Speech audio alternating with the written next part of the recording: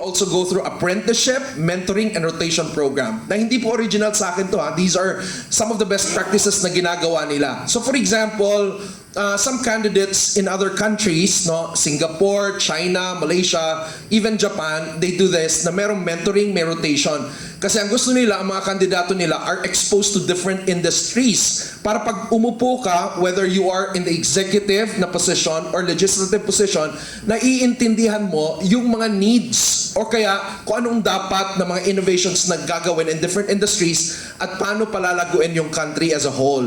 No, ngayon, nakikita natin dun sa mga kandidato natin, usually is that, ngayon, di ba, naririnig natin, kailangan tahimik lang ako, kailangan obey lang ako dun sa nasa taas, sa national governance, which is okay naman because that's submission to leadership.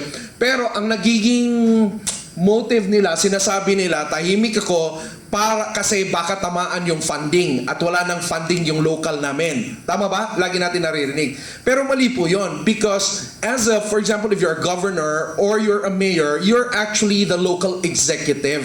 Alright? So you will run the entire city or the entire province as if you are running a company. Tama? So you're not actually competing for funds from the national, that's bonus, but what you are competing for are investments, talents, technology, at dapat equip yung mga leaders natin na marunong sila mag-compete para maitayo nila na yung province nila or yung city nila can compete for some investments and businesses and talents. Kasi kung maganda yan, sasabihin nila, for example, let's say, Davao City, eh, marami magsasabi, doon na lang ako sa Davao kasi there's a project there na doon ako fit because they're working on some innovation, for example, on sustainable energy and other stuff. Tama ba? Yun ang nangyayari sa ibang bansa. Tama? No? Yung mga developed countries, kasi magaling itong isang syudad na to, pumupunta ang mga tao doon because they actually give you more benefits kung magta-transfer ka doon. So, nagagawa yon pag nagkakaroon tayo ng apprenticeship. Number 5, integrity, discipline, and post-election performance. Number 6, long-term country vision and policy continuity. And then, number 7 would be party-supervised na mga development enterprises. So yung mga negosyo ng mga miyembro natin, ginagawa na natin ngayon, bubuuhin natin eventually. We will have an online marketplace and an on-site marketplace para matulungan yung mga industries at pati yung mga negosyo ng mga members natin. And from that, makaka-offer tayo ng opportunities, alright, to the members of the party. So, yung PDP Leadership Academy is not just an academic arm, but it's also the equipping arm so that maraming tools yung mga kandidato nating mananalo. So expect po na lahat po ng i-field nating kandidato galing sa taas hanggang sa pinakababa, we will be requiring them to go through the different layers of the PDP Academy so that they are more equipped to serve the people. Hindi lang basta sikat, hindi lang basta connected politically, but they're really equipped and they also have the heart to serve the Filipino people. Wow! Grabe. So proud. Alam mo, napakaswerte ng PDP talaga, no? Napakaswerte. Thank you, thank you. Tanong ko lang, bakit ngayon talagang nagpupursige tayo, napansin ko eh. Kasi itong mga pag-aaral na to, before pa yan eh, naririnig lang. Pero hindi nakikita. Nadidinig natin, pero hindi natin ginagawa. Ngayon, no, kung napansin ninyo, eager talaga ako na makita, marinig at matuto because naging chairperson ako ng Education Committee. And up to now, thank you dahil naboto rin ako dyan. Holdover ka pa. Holdover pa pala ako. Walang Until gusto. the next, until our execom. Kasi, thank you sa mga nagtiwala, Luzon, Visayas at Mindanao. Hindi ko po akalain na love niyo po ako. At hindi ko po pababayaan na masayang yung pagtitiwala ninyo. Kaso nadagdagan man tayo ng trabaho, hindi tayo atras, kaya natin yan. Basta nandyan po kay lahat, si Kaasa, si Karab, si Kong Kiko. Tama-tama. Walang trabaho to. Pabor na pabor sa amin, no? Bitbitin ko to sa Vlogging na ako bitbitin ngayon natin. Travel vlogger. Vlogger. So, pwede na natin siya ba? Pwede nga siyang mag-educate sa ating lahat, eh. Masarap kasing titigan. Nilista ko na siya. Wala din na siya makakain. Part na siya na. Alam mo, sa totoo lang, kung ang magtuturo, katulad ng isang Kiko Barsanga, na inspirasyon ng kabataan ngayon, makakapaghubog pa tayo ng talagang mga leader na maging kapakinabang sa atin pong bansa. Huwag tayo maghubog ng leader na anyong tao habang tumatagal nag-aanyong buhaya. Di ba? So, Carol, Kara, Yes. tanong ko lang, bakit ngayong 2026 talagang, 20. ngayong 2026 kailangan maumpisa natin yan sa lalong madaling panahon? Kasi nagmamadali tayo. Nakakahiya na sa taong bayan na karamihan ng mga kandidatong nananalo, sikat lang sila o kaya may connection sila or kaya nandaya sila. So ang gusto talaga natin is that yung PDP can be so proud to really field some candidates na talagang capable of governing at whatever level na tinatakbuhan nila, at whatever function, whether executive or legislative. And ang PDP Academy will also take some time bago ito, in fact, dun sa ginawa kong implementation niya and transformation, it will take about 10 years to 15 years before we can see full transformation where the party is mature enough to actually influence even governance, because we have already placed a lot of people in certain critical positions, no? So, yung ganon. And besides that, maraming layers pa. For example, hindi naman tayo magsisimula agad ng mga kandidato natin kahit di natin kilala na biglang pupunta sila doon sa legislative na, for example, na track. So may mga different tracks po tayo. Magsisimula yan, di ba? May mga members tayo and they can attend through the membership seminar. But after that, we also want to build some cadre na may commitment talaga. Sila din yung mga re-recruit ng mga tao, pero naiintindihan nila ang pinasok nila. So yung cadre system natin or cadre formation program natin, these are for members and emerging leaders. Kasi mahirap naman maging kandidato ka, di mo naiintindihan yung PDP at ang programa ng PDP at ano yung prinsipyo ng PDP. So may dalawang bagay po yon, a formational cadre and advanced cadre program. Your foundational, that's for everybody, but after that you can also do an advanced cadre program for prospective cadres, mentors, formation leaders.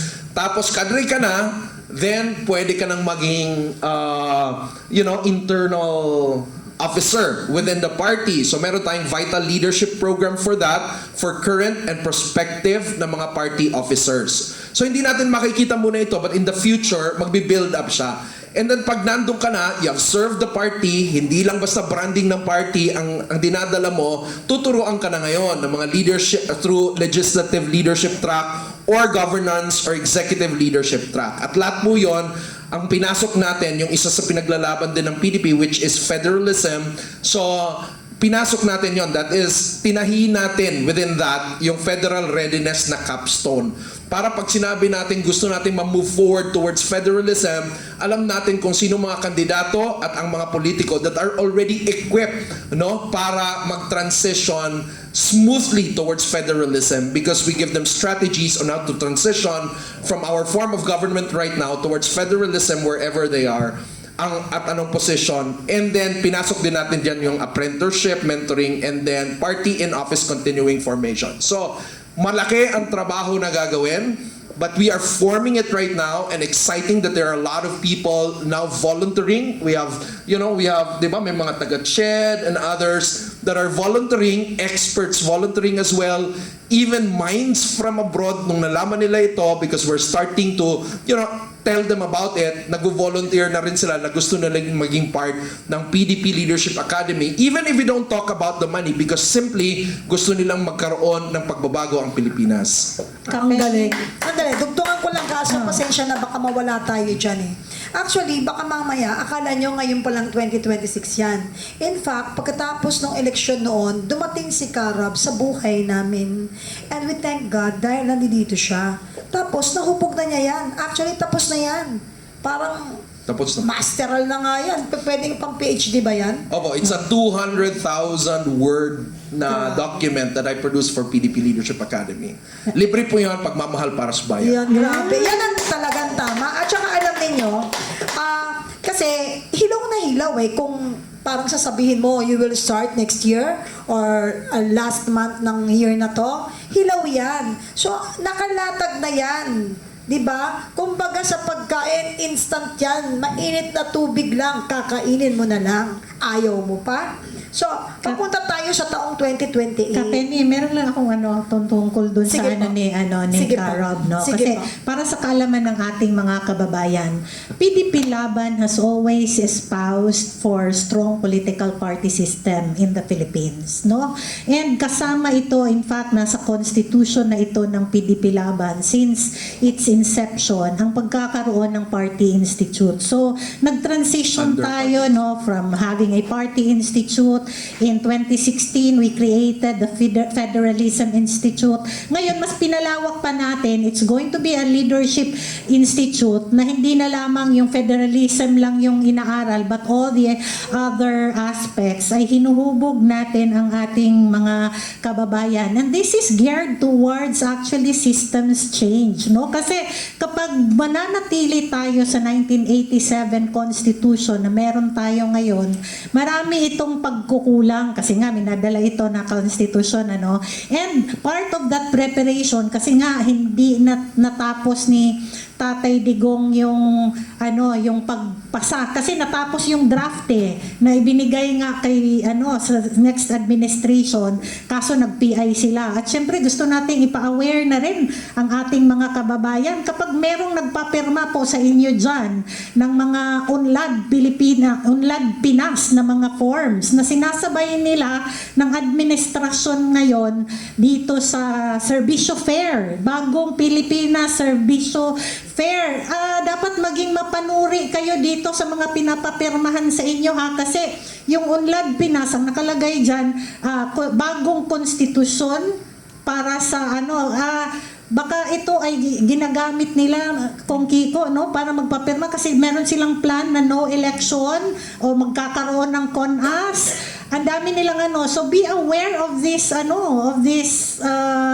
movement na ginagawa nila kasi isinasabay nila ito sa pamimigay ng ayuda. Nagpapapirma ang administrasyon ng mga forms which is towards constitutional change. Baka PI ulit itong style na ito at dahil nagpirma ka doon, pwede nilang gawan ng naratibo na miyembro ka na at nag-a-agree ka na babaguhin ang konstitusyon at hindi mo alam kung ano yung motibo doon, di ba? So, Kaastra, ano yung PI? People's Initiative na putang ina, sabi ni Tatay Digong. Oo, kasi siya yung logo ng Unlad Pilipinas may nakalagay sa palibot na bagong konstitusyon, parang something. So, Paano maging bagong konstitusyon? oo, di ba? Baka tamilin lang na naman ito. Yung nakita mong Unlad, baka naman may D doon, DI. Ha? DI. Ano? Hindi Unlad. Di Unlad. Di Unlad Pinas. Pero yun lang po, ha, kasi baka nililin lang tayo sa mga forms na pinapapirmahan na sinasabay sa pagbibigay ng ayuda. So maging mapagmatsyag. Yes. Dahil sabi ko nga sa inyo, naloko ka ng isang beses, okay lang. Niloko ka pangalawang beses, tao ka lang. Pangatlo, mag-suicide ka na. Makakapagtaka no? Sinasabay sa sinasabay sa sa pamimigay ng ayuda. So, Ayuda. it's very fishy. Mahilig talaga sila mag-fishing, no? Gusto nila malaksan. Parang fish Anyway, no, ang ganda nito dahil papunta na tayo sa 2028. Matagal na yan, nakabalasa, nakalatag na. Kakainin na lang natin. At ito yung isang pagpapahayag para dagdag dunong at kaalaman sa ating mga kababayan. At hinihikayat ko lalo na, no, meron tayong mga kinatawan sa gobyerno na talagang humulagpos dahil hindi nila makayanan ang mga ugaling alam na natin hindi maganda at naging ganid na yung iba nating mga pinagkatiwalaan na dapat talaga hindi pa marisan sa susunod na parating na eleksyon. And that's the reason why we are so blessed dahil magkakaroon tayo ng isang academy or paaralan or na para sa mga lideratong talagang kaabang-abang.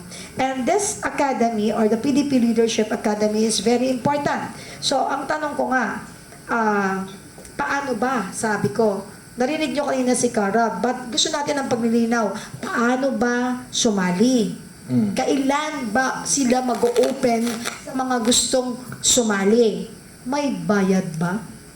Okay. Oo. Sabi ko, bago ko sumagot, sa PDP Laban, walang bayad magtanong. Magtanong kayo, may bayad ba? So, meron tayong pilot program and I think ang naagrihan, it's not for me to decide but it's for the officers to decide. Remember, gaya ng sinabi nila, hindi po ito bago.